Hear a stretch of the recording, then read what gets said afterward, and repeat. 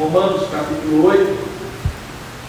E quando eu me deparei com esse texto, Romanos 8, de logo eu me lembrei de uma frase do Martinho Lutero, que eu acho que é conhecida de muitos irmãos, porque ele consegue sintetizar, ele consegue elucidar a vida cristã.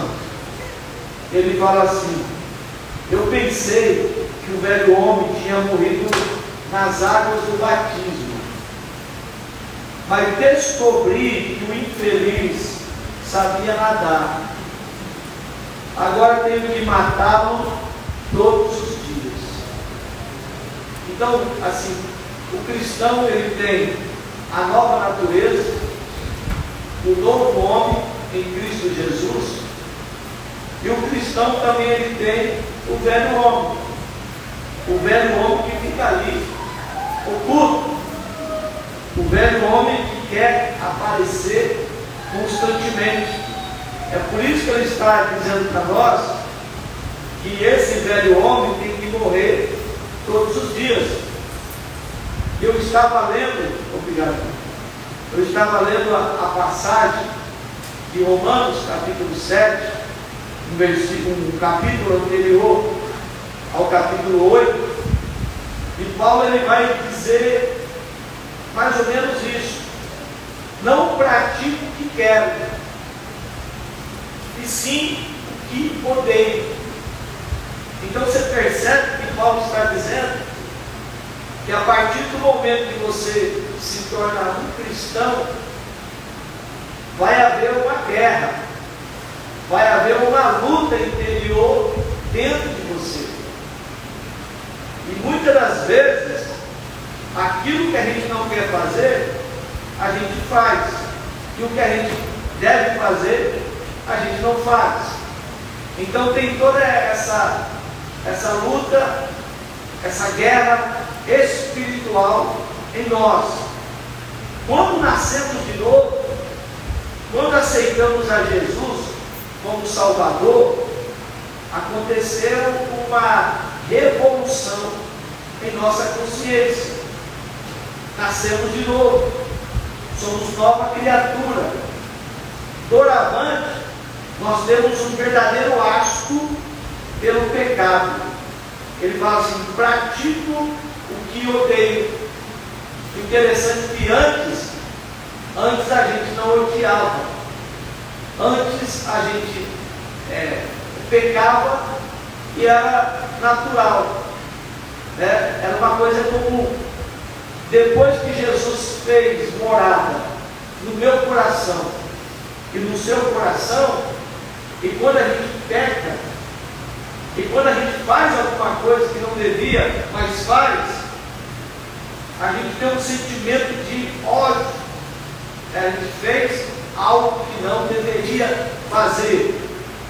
O Espírito de Deus, portanto, ele vive em nós. O Espírito de Deus, ele nos transformou. E nós temos que almejar constantemente pela presença de Deus, almejar constantemente pela sua santidade, pela sua vida em nós, porque a gente sabe que a carne, nós não podemos dar espaço para a carne, não devemos, porque ela é poderosa, e ela pode impedir que façamos o que pede os nossos novos desejos. Então por isso que o Lutero fala assim, nós temos que matar os desejos carnais, matar o velho homem todos os dias das nossas vidas. Interessante que ele começa o capítulo 8 dizendo algo que nós estamos acostumados a ler. Eu vou ser muito sincero com os irmãos, e eu conheço esse versículo. Eu tenho certeza que você também conhece, a gente até canta: nenhuma condenação há para aqueles que estão em Cristo Jesus.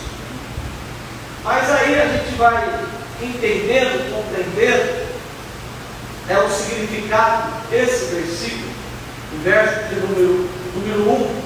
Agora, nenhuma condenação há para os que estão em Cristo Jesus.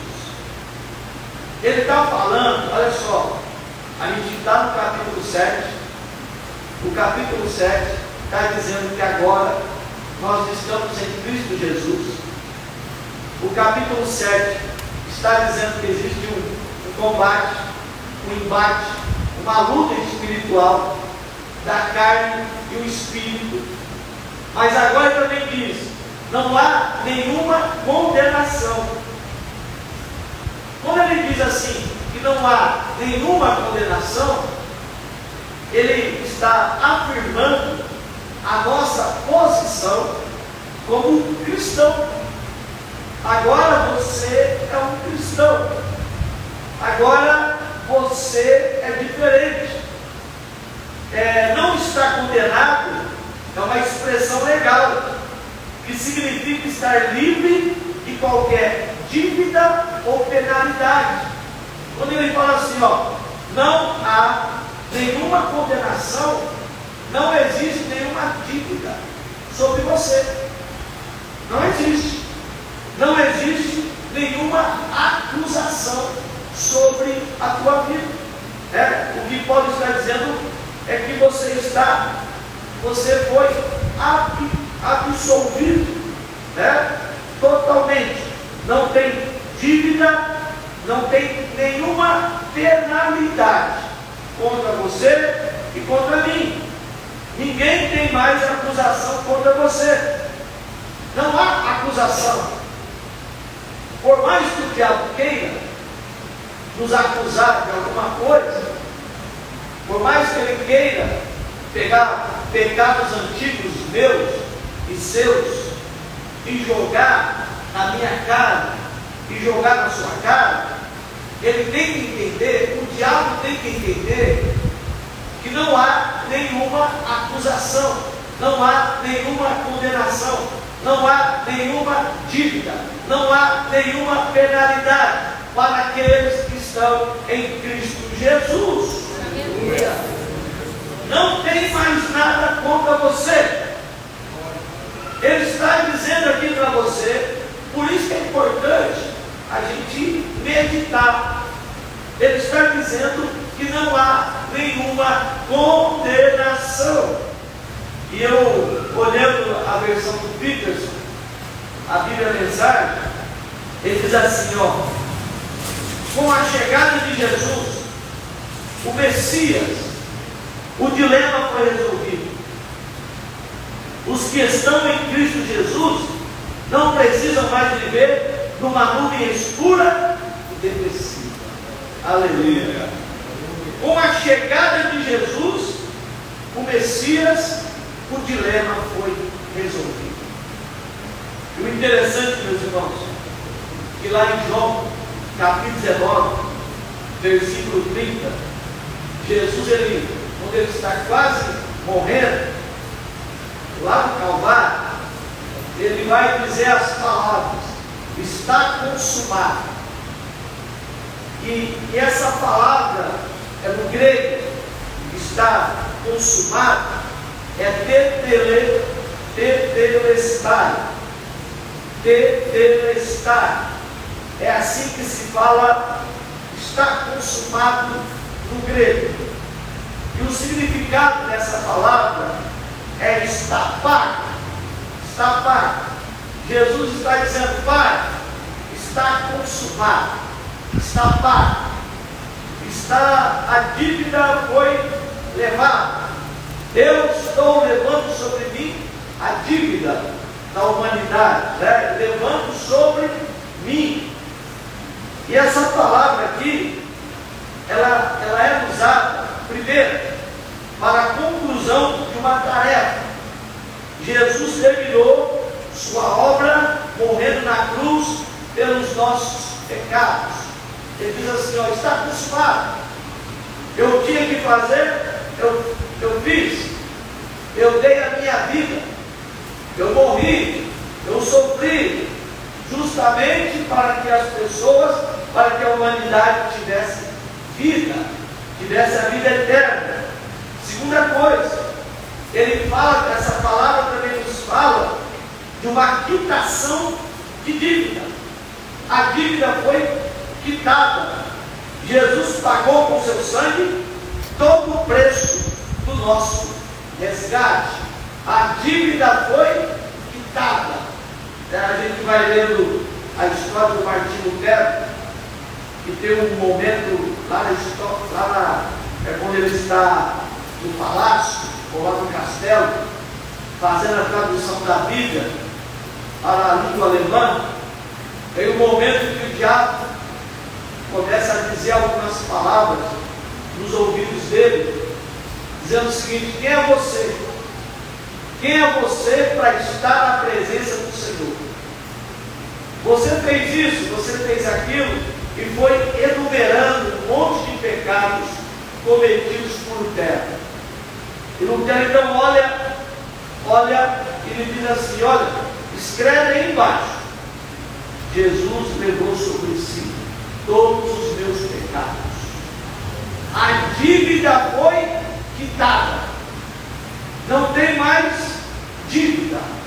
Não tem mais dívida. A dívida foi quitada. Primeiro, a palavra tetelestai significa que ele fez, significa que ele terminou, significa que ele concluiu a sua obra. Significa também, em segundo lugar, que a dívida foi quitada. Não tem mais dívida, não tem mais acusação contra a minha vida e a sua vida. E em terceiro lugar, a palavra também fala da posse de direito, de uma propriedade. Agora nós somos cordeiros e herdeiros de Deus. Agora nós temos a vida eterna com Cristo. Em João 3,16 vai dizer: porque Deus amou o mundo de tal maneira que deu o seu Filho unigênito, para que todo aquele que nele crê não pereça, mas tenha a vida eterna. Então agora nós temos um direito. Qual é o direito? Nós somos herdeiros, nós somos cordeiros, nós temos vida eterna. Além de vida eterna, nós também temos vida abundante com Cristo Jesus. Louvado seja o nome do Senhor Jesus. Aleluia. Então está dizendo: nenhuma condenação há para aqueles que estão em Cristo Jesus. Não tem mais condenação. E o que isso significa? Uma pergunta que eu faço para vocês, quando ele fala assim: nenhuma condenação há, não tem mais penalidade para mim e para você. E o que isso significa? Significa que Deus não tem nada contra nós, nada, não tem nenhum recibo para cobrar a mim e a você. Significa que Deus não encontra falha alguma em nós. Você está entendendo, meu irmão? Não tem falha, não tem nenhum recibo lá que você está devendo alguma coisa. A Bíblia está dizendo para nós que não há nenhuma condenação e pronto. E é por aí. Interessante assim, não encontra nada pelo que nos castigar. E Deus também não nos castiga desde no momento em que vamos a Cristo Jesus. A condenação desaparece para sempre. Não tem mais dívida, não tem mais acusação, não tem mais penalidade. É o que o texto está dizendo para mim e para você. Não há nenhuma condenação para aqueles que estão em Cristo Jesus, nosso Senhor. Não há mais condenação para nós. Ela se foi. Interessante que o profeta profeta Isaías, de uma forma maravilhosa, ele faz um convite. Venham, vamos refletir juntos. E depois ele afirma assim: olha só, embora os seus pecados sejam vermelhos como escarlate, eles se tornarão brancos como a neve. Embora sejam rubros, um vermelho muito forte, rubros como púrpura, como a lã, se tornarão. Então não tem pecado que Deus não possa perdoar, ou que Deus pode perdoar. Não tem pecado. Todo pecado Deus perdoa. Todo pecado Deus purifica. E nos purifica de todo mal. E nos purifica de toda impiedade. Então é isso que Ele está dizendo aqui para nós. Não há nenhuma condenação. Eu estava dizendo para uma moça esses dias, eu falei: você dever para o Estado é uma coisa, você deve para o Estado, você deve imposto para o Estado é uma coisa, você, a tua relação é com o Estado, é com o fisco, é uma relação impessoal. Agora, no tocante ao seu casamento, eu disse para ela, no tocante ao seu relacionamento, é totalmente pessoal. Não, a gente não pode comparar a nossa relação com o fisco, com o Estado, com a nossa relação pessoal de casamento. A mesma coisa é em relação a Deus. Por exemplo, essa relação de marido e mulher, ela está baseada no amor. No amor. Na conjugalidade. Então quer dizer, eu tenho compromisso com a minha esposa e ela tem compromisso comigo. Será que eu vou ser sempre uma pessoa perfeita? Não. Porque eu sou imperfeito. Assim como ela é imperfeita.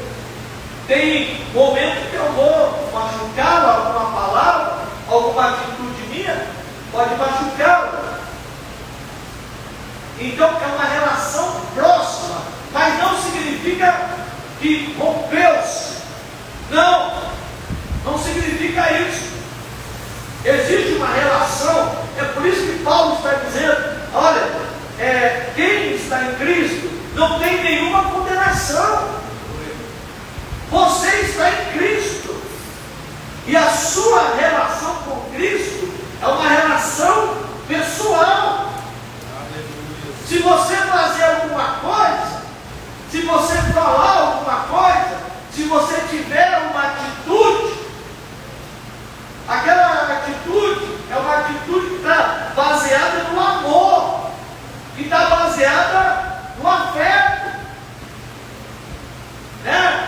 Não significa que você está esconjurado, não significa que você está excomungado, não significa que não tem mais jeito para a sua vida. Nossa, eu fiz isso, nossa, eu fiz aquilo, Deus não me quer mais, Deus não vai mais ouvir a minha conversa. Não, meus irmãos, existe um afeto, existe um amor, não é uma relação impessoal, mas é uma relação pessoal de você com o seu Deus. É por isso que está dizendo: olha, aquele que está em Cristo, não há nenhuma condenação. Maravilha, meu Deus. Sabe qual que é a grande dificuldade dos cristãos de entender isso? Se deve ao fracasso de entender esse versículo que eu estou dizendo para vocês. Nós estamos falando esse versículo, nós cantamos esse versículo, nós lemos esse versículo e às vezes nós não entendemos corretamente, biblicamente, né? Exegeticamente, hermeneuticamente esse texto. Então por isso que eu estou querendo discutir com os irmãos esse texto a partir do capítulo 8, para a gente entender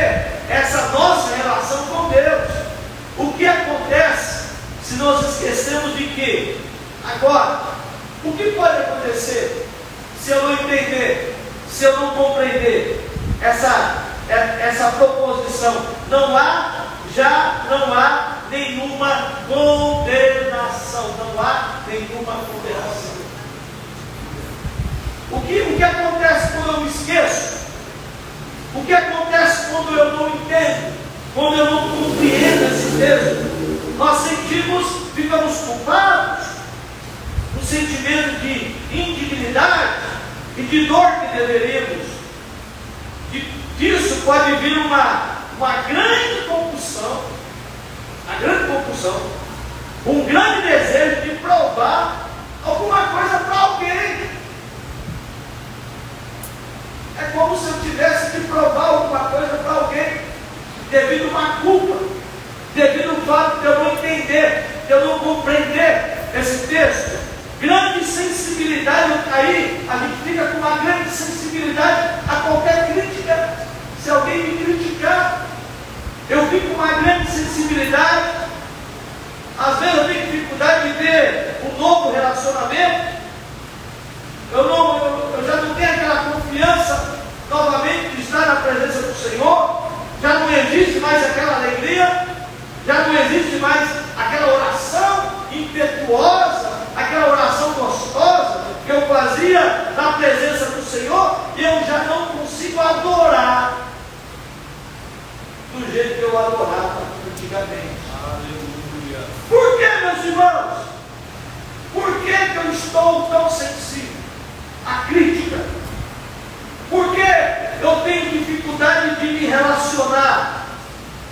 Por que me falta confiança de estar na presença de Deus? Me falta confiança, me falta alegria, me falta aquela oração de antigamente, aquela oração que eu tinha, que eu falava com Deus, e no momento da adoração não é mais a mesma coisa.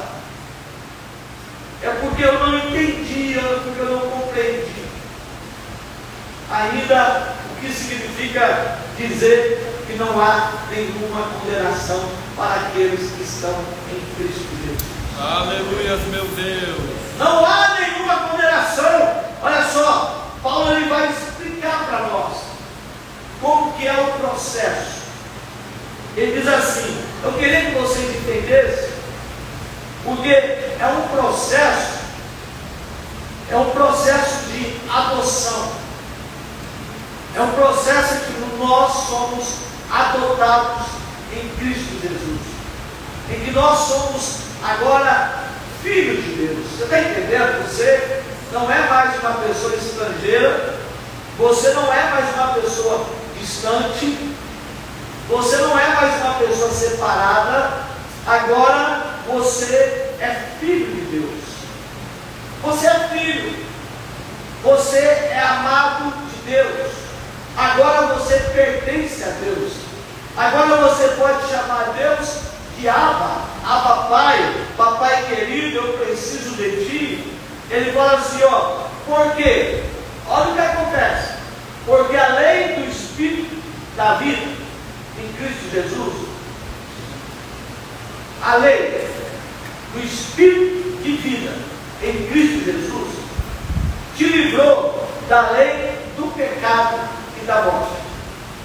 É isso que ele está dizendo aqui para nós. Primeiro, o Espírito Santo ele vem para nos libertar da escravidão ao pecado. Nenhuma condenação lá para aqueles que estão em Cristo Jesus. Primeiro, ele lhe diz assim, Deus fala assim para você: não tem mais nenhuma acusação contra a sua vida. Não tem mais nenhuma acusação.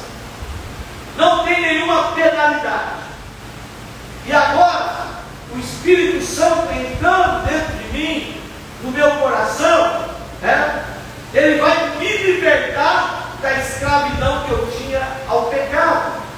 De modo que o versículo 1 nos diz que somos libertados da condenação.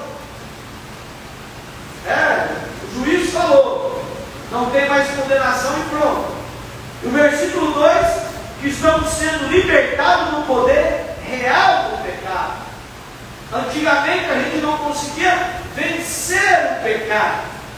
O pecado era maior do que eu, o pecado era maior do que você. Mas a partir do momento em que Jesus veio na minha vida, com a presença do Espírito Santo de Deus em mim, eu tenho condição de vencer o pecado. Não porque eu consigo por mim mesmo, não porque eu sou bom, mas o Espírito Santo que habita em mim, o Espírito Santo que vive em mim, ele me habilita, ele me ajuda a vencer o pecado e eu não me torno mais escravo do pecado. A salvação lida com a nossa culpa legal e com a corrupção interior. Meus irmãos, eu fico vendo as pessoas, ele fala assim, ó, porque a lei do Espírito de vida em Cristo te livrou da lei, do pecado e da morte. Então quem é que vai te livrar? Quem é que vai te salvar? Não é você mesmo. Quem é que vai te salvar? É Jesus Cristo. Vamos ver como que acontece esse processo de livramento que ele nos concede. Nos versículos 3 e 4, o apóstolo nos mostra como Deus realizou os dois aspectos da salvação. Primeiro fala, nenhuma culpa, não tem mais nenhuma culpa, nenhuma penalidade, e agora não tem mais nenhuma escravidão. Primeiro, olha aí, Paulo fala no capítulo 8 aqui de Romanos, se você quiser observar, no versículo 4, ou versículo 3, quem quiser observar, Paulo nos fala, mostra como que Deus, Paulo fala que a lei não foi capaz de nos salvar por causa da nossa carne enfraquecida pelo pecado. A lei, ela é boa, a lei é espiritual, a lei é justa, mas a carne aqui, ela é o que? Pecaminosa. O texto vai dizer, aquilo que a lei fora incapaz de fazer, por estar enfraquecida pela carne.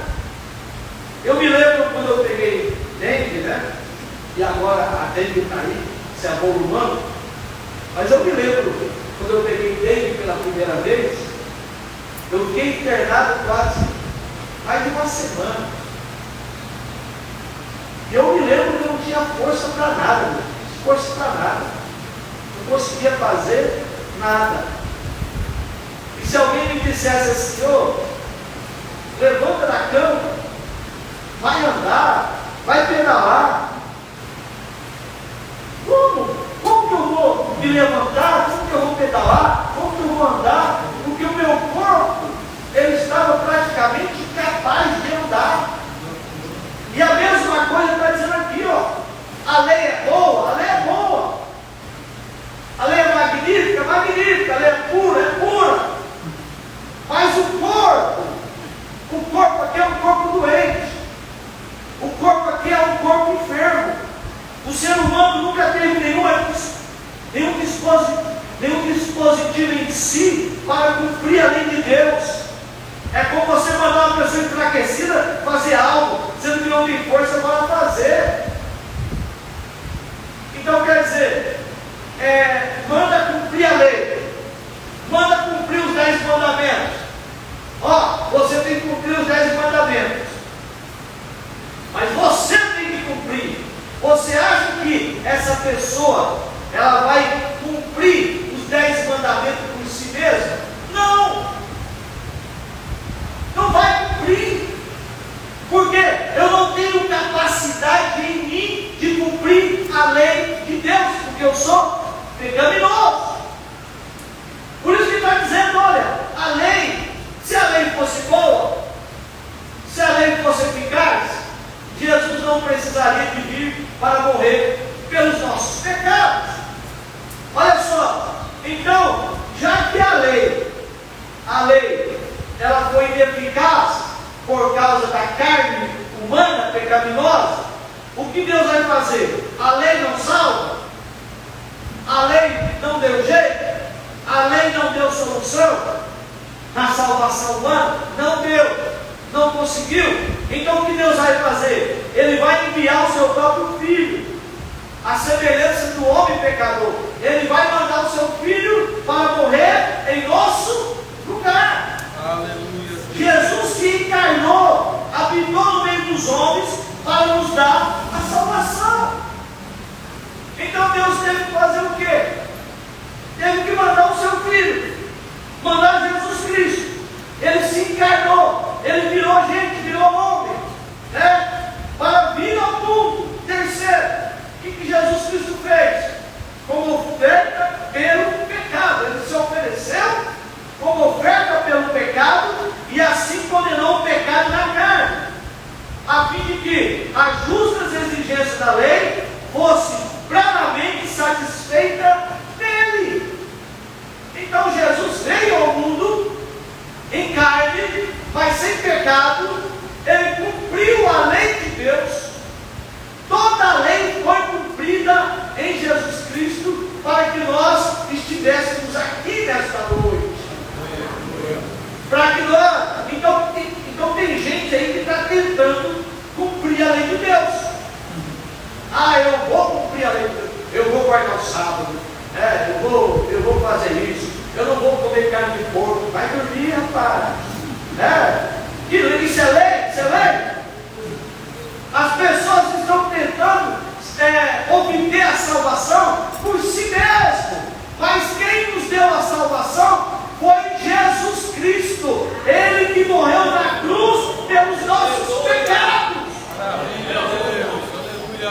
Eu não tinha condição de cumprir a lei, porque a minha carne é pecaminosa. Então Deus mandou o seu Filho. Jesus veio ao mundo sem pecado, e Ele conseguiu cumprir a lei, e Ele não nos deu a salvação. Quarto, o versículo 4 nos mostra que tudo que Cristo fez em nosso favor, sua vida ao mundo, a sua encarnação, a sua morte e a sua ressurreição, foi o fim, com o propósito de que pudéssemos ter uma vida santa. Olha aí, meus irmãos. Tudo que Jesus fez, tudo, o objetivo é para que nós tivéssemos uma vida santa. Aquilo que para Jesus vive, o propósito de sua vida inteira é nos tornar santos. Sempre que pecamos, acabamos por frustrar o objetivo e o propósito da vida, da morte e do ministério de Jesus Cristo. Então nós fomos chamados para sermos santos. Olhando para esse texto aqui, a partir do versículo 5, Paulo vai dizer que existe duas mentalidades. Existe uma mentalidade carnal e existe uma mentalidade espiritual. Então, olha só, ele diz assim, não há nenhuma condenação para aqueles que estão em Cristo Jesus. Não há nenhuma condenação. Agora Jesus veio, agora Jesus morreu, agora Jesus foi levado para o Calvário, ele gritou: está consumado. Então não tem nenhuma penalidade sobre a minha vida e a sua vida. Mas ele fala, mas existe duas mentalidades. Existe a mentalidade que é carnal e existe a mentalidade que é espiritual. E ele vai fazer um contraponto entre esses dois tipos de mentalidade. Olha só, a mentalidade carnal. Quem vive segundo a carne tem a mente voltada para o que a carne deseja. Quem vive na carne gosta das coisas da carne. A mentalidade da carne é morte. A mentalidade da carne é inimiga de Deus. A mentalidade da carne não pode agradar a Deus. Então quem vive na mentalidade carnal vive para si, vive para os seus desejos, vive para os seus desejos, vive para os seus prazeres.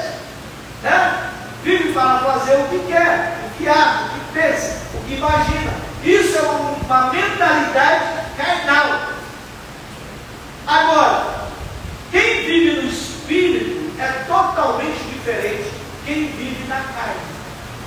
Quem vive no Espírito tem a mente voltada para que o Espírito deseja.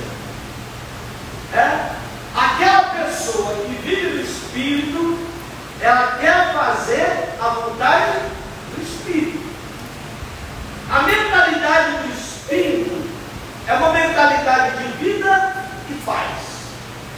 Então eu queria que vocês entendessem que na igreja tem gente que é levada pela carne, tem gente que é levada pelo Espírito. Ou seja, aqueles que vivem de acordo com a carne, o que importa para eles são as coisas da carne. Mas para aqueles que vivem de acordo com o Espírito, o que importa são as coisas do Espírito. Então, o que você firmou a sua mente determina seu estilo de vida e personalidade. O que você mais quer? O que lhe dá mais intensidade? A sua mente é cativada em quê? A sua mentalidade, ela está mais para o lado carnal? Ou a sua mentalidade está mais para o lado espiritual? Uma pergunta que eu lhes faço nessa noite: que tipo de vida você vive? Uma vida baseada na carne ou uma vida baseada no Espírito? Que tipo de vida que eu vivo? É uma pergunta que nós estamos fazendo. O que você dá mais atenção? O que é mais importante para você? Para você é mais importante as suas coisas? Ou é mais importante as coisas de Deus? Você dá mais intensidade a quê? O que mais te agrada? O que mais te cativa? O que mais te prende? As coisas de Deus ou as coisas carnais? Eu quero fazer nessa noite aqui alguns testes para ver a nossa mentalidade. Alguns testes que são importantes para ver que tipo de mentalidade que eu tenho, que tipo de mentalidade que você tem. O primeiro teste que eu faço com a igreja: estou mais preocupado com a situação da minha alma ou mais preocupado com as coisas deste mundo? Uma pergunta. Estou preocupado com a minha vida neste mundo? Estou preocupado com a comida? Estou preocupado com o meu vestuário? Estou preocupado com o meu time de futebol? Estou preocupado mais com diversão? Estou preocupado com o carro? Qual que é a preocupação? Qual que é a sua preocupação? Qual é a intensidade da sua vida? Está em quê? Em quê? Nas coisas materiais? Nas coisas periféricas? Nas coisas secundárias? Ou será que você tem buscado o reino de Deus e a sua justiça? Posso dizer que, acima de todas as minhas preocupações, interesses e ansiedades, minha maior preocupação é o meu espírito, essa parte invisível que Deus colocou em mim e o meu relacionamento com Ele. Primeiro teste para saber que tipo de mentalidade que eu tenho: se é uma mentalidade espiritual, se é uma mentalidade carnal. A minha vida toca o quê? O que é mais importante? Tem gente que não está nem um pouco preocupado com a sua vida com Deus. Não está. Tem gente que não sabe o que é tomar Santa Sé. Esses dias eu estava conversando com alguém e perguntei assim para ele, empresário, que se diz evangélico, perguntei assim para ele: e aí? Você não toma Santa Sé há quanto tempo? Eu acho que não tomo Santa Sé há uns 4 meses. E você não vai na igreja há quanto tempo? Uns 4 meses também, uns 5 meses. Falei, isso não me incomoda? Não está me incomodando? Eu perguntei, você não está incomodado com esse desvario, essa falta de preocupação sua, de não participar de uma ceia há mais de 4 meses, que você não sabe o que é tomar uma santa ceia? Ah, mas lá na minha casa eu falo que Jesus é com o meu neto, a gente ora. Falei, meu amado, Deus estabeleceu a sua igreja, Deus estabeleceu pastores, Deus estabeleceu homens para sermos orientados na sua palavra e para termos comunhão com os nossos irmãos. Então você está errado, você está errado, porque você está preocupado consigo mesmo. Bem de vida, carro bom, casa boa, vida boa.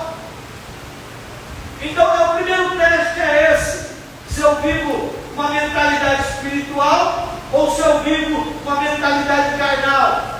Interessante que o salmista, ele mostra para nós o que é uma mentalidade espiritual, porque ele fala assim: como a corça anseia por águas correntes, a minha alma anseia por ti, ó Deus. A minha alma tem sede de Deus, do Deus vivo.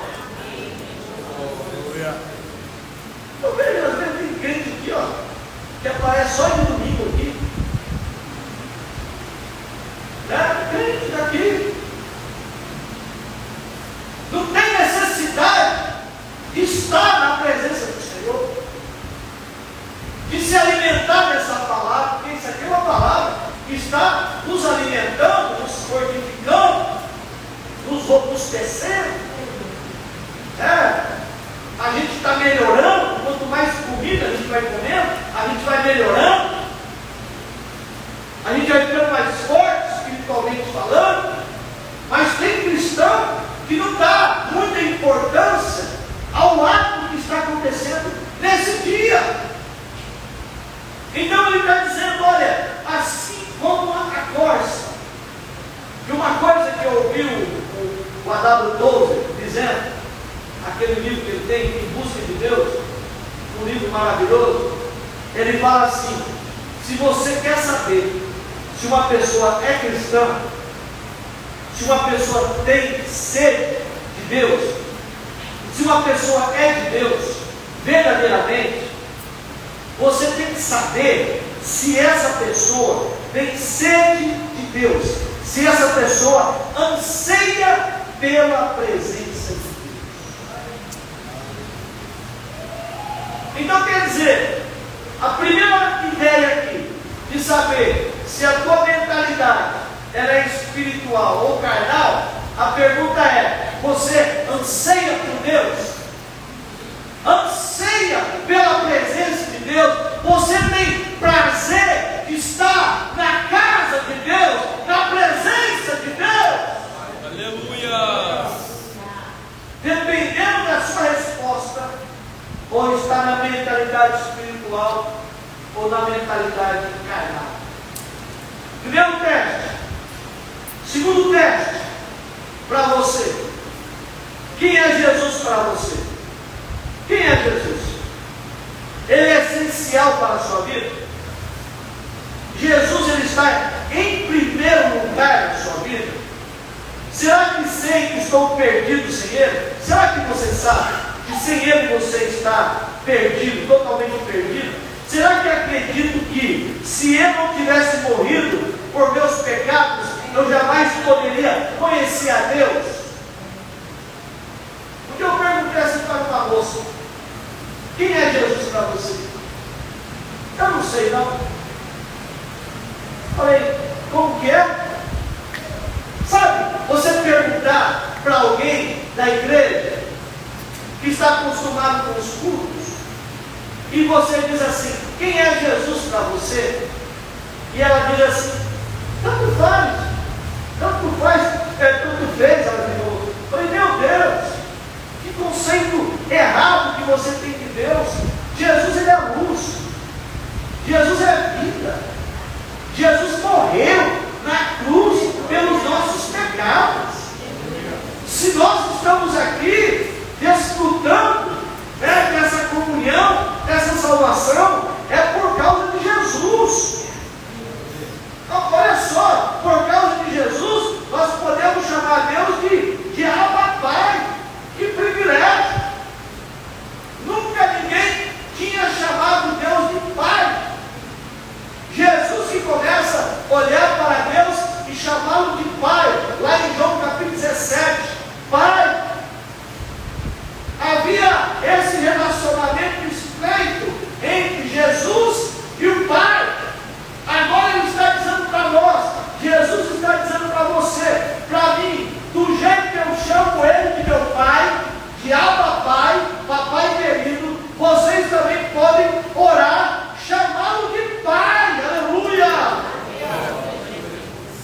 No final do ministério, você acredita que Jesus também é o único mediador entre Deus e os homens? É o único que pode salvar. Em cima do céu, embaixo da terra, não existe outro nome pelo qual devamos ser salvos, a não ser Jesus Cristo. Ele é o mediador. Não tem Maria, não tem João, não tem Pedro, não tem Marcos, não tem ninguém. O único que pode mediar. Eu estava falando hoje, sobre aquele homem que faleceu, o seu vicário, né? E tinha lá um monte de gente budista lá hoje, estava conversando com aquelas pessoas. E eu disse o seguinte: eles são budistas, né? Tinha até um líder lá deles, lá, o guru deles, que era budista. Eu falei, infelizmente, o budismo, eles não têm a crença em um Deus, da mesma forma que nós temos. Porque o Gautama, que é o fundador dessa religião, budismo, ele nunca falou assim, eu sou o caminho, eu sou a verdade, mas ele diz, procurai o caminho, procurai a verdade. Eu estava dizendo para aquelas pessoas que, diferentemente, né, tem gente que passa lá, eu não sei, é uma cidade aqui de Vitória, perto de Vitória, e tem um Buda daquele tamanho. Tem cristão que passa lá, vou tirar uma foto com o Buda. Você é cristão, meu irmão. Você adora Jesus. Você adora o caminho, você adora a verdade, você adora a vida. Aquele que é a vida, aquele cara lá, sentadão lá, ele é o quê? Ele morreu. Ele disse, buscai a verdade, procura a verdade, mas a verdade é Jesus Cristo. Ele é o mediador. Ele é o único salvador da minha vida e da sua vida.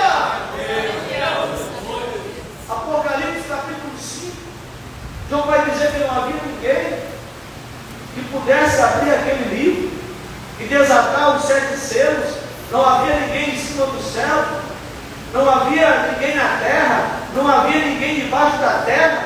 João se desesperou até que o Senhor falou, olha, não se perturbe, olha, não chore, porque o leão da tribo de Judá, Jesus Cristo, Ele pode abrir o livro e desatar os 7 selos. Somente Ele pode. Aleluia. Aleluia. Hoje eu estava vendo o Evangelho de João, capítulo 6.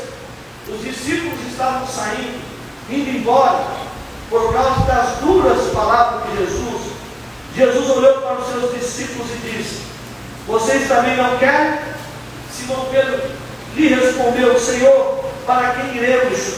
Tu tens a palavra da vida eterna.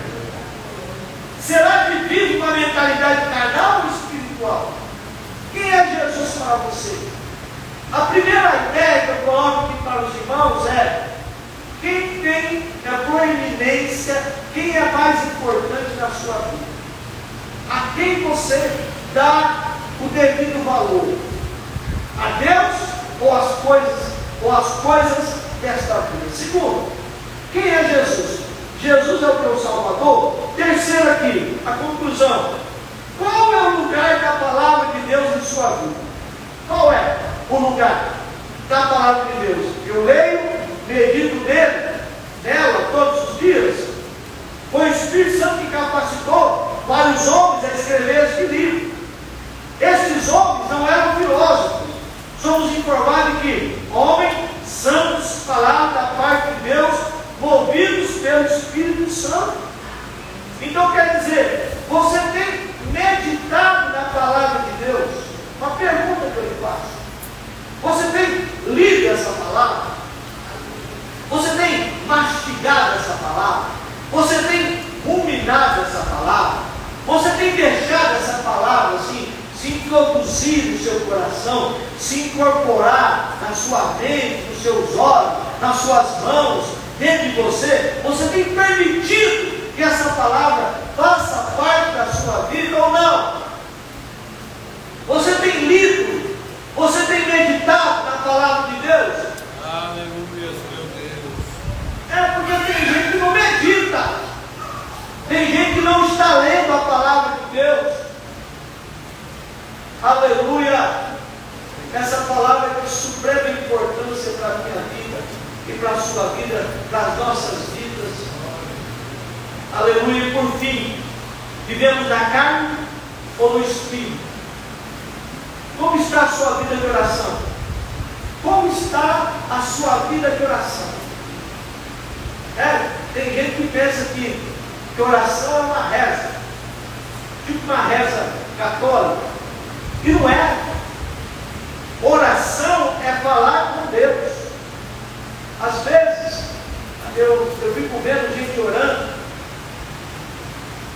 e eu fico assim espantado. Porque a pessoa ela fala o tempo todo, ela pede o tempo todo.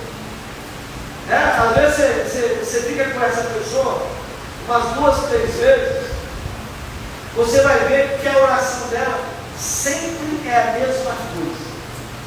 Sempre é a mesma coisa. Senhor, faz isso. Senhor, faz aquilo. Senhor, isso. Senhor, aquilo. Senhor, e vai, como se Deus fosse um garçom. Isso não é oração. Isso não é falar com Deus. Não é. Oração, meus irmãos, é comunhão com Deus. Oração é comunhão com Deus. Oração é um desejo de conhecer a Deus. Oração é um desejo de comungar com Deus. Ontem a gente estava aqui orando, e chega um determinado momento na oração que você para, que você dá uma pausa, e que você começa então a dizer ao Senhor: fala comigo, Senhor. Senhor, eu preciso ouvir a sua voz. Fala ao meu coração. Eu preciso lhe ouvir. Eu preciso de orientação, meu Pai. Aleluia. Oração é justamente isso. Você está conversando com Deus, falando com Deus, e daqui a pouco Deus começa também a falar com você. Deus começa a dizer palavras do teu coração, na sua alma, né? Eu me lembro esses dias, eu estava lá no Rony, eu estava no canto ali, e comecei a ouvir a voz de Deus de uma forma maravilhosa. Eu percebi que Deus estava falando comigo, falando, me direcionando. Aleluia. E Deus, Ele faz assim conosco, meus irmãos. Deus, Ele se comunica. Às vezes tem crente na igreja que ele é seco. Tem crente na igreja que é seco. Tem crente na igreja que faz aquela oração sem vida. A oração que não tem vida, a oração que não tem emoção, aquela oração, né, religiosa de Davi Miranda. Alguém lembra da oração? Davi Miranda, a oração seca, sem vida. A oração tem que ser uma conversa com Deus. Aleluia, meu Deus. É uma comunhão que você tem com Deus. Tem gente que ora comigo, mas arruma confusão com todo mundo. Ora comigo.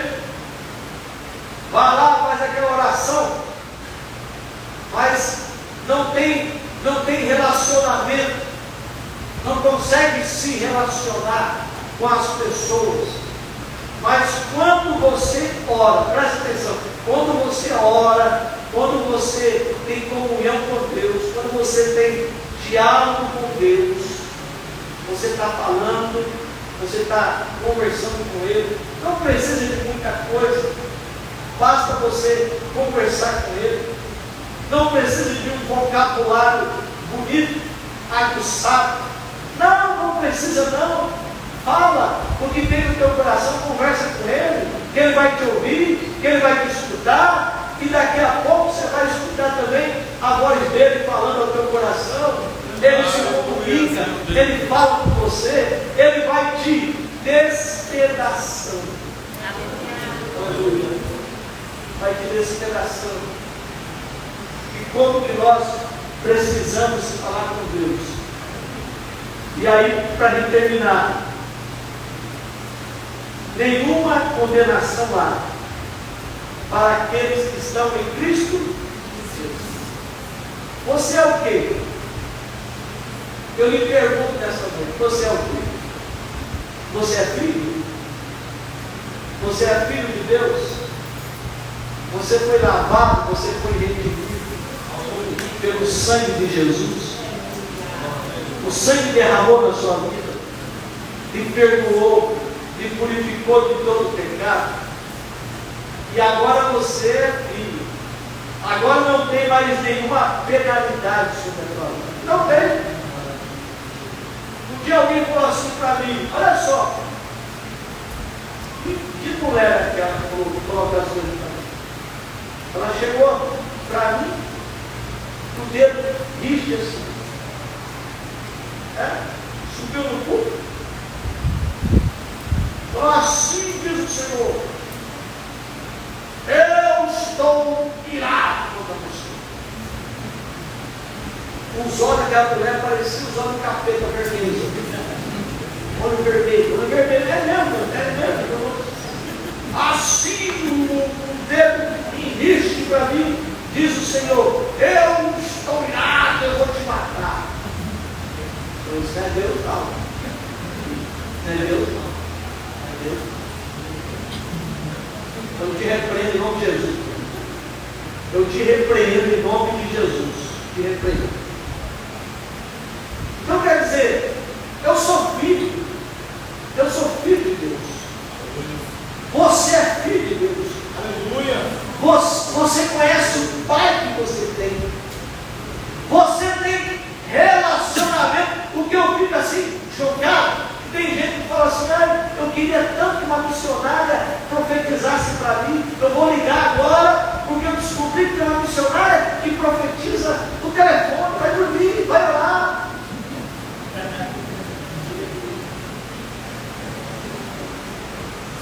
Deus é o teu Pai. Aleluia. Deus é o teu Senhor. Deus é o teu Salvador. Não há nenhuma condenação, não há nenhuma penalidade. Agora você tem um relacionamento com Ele.